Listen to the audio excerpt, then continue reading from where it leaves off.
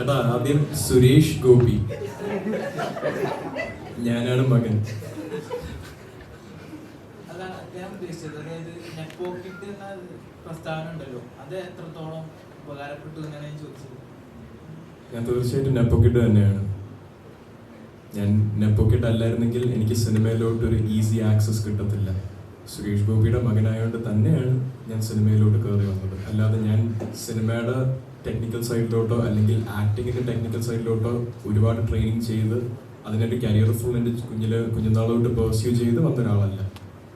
അപ്പം അങ്ങനെ നെപ്പോക്കറ്റ് എന്നൊരു ടാഗ് ഉള്ളതുകൊണ്ട് മാത്രമാണ് എനിക്ക് എൻ്റെ ഫസ്റ്റ് 2 പ്രോജക്ട്സ് JSK, കുമ്മാട്ടിക്കളി കിട്ടിയിരിക്കുന്നത്. സോ എനിക്ക് അതുകൊണ്ടുണ്ടായ ബെനിഫിറ്റ് അവിടെ ഓബ്വിയസ് ആണ്. സംസാരിക്കണമെങ്കിൽ അതിനെപ്പറ്റി അതുകൊണ്ടുണ്ടായ നെഗറ്റീവ്സിനെ പറ്റി എനിക്ക് സംസാരിക്കാൻ പറ്റും.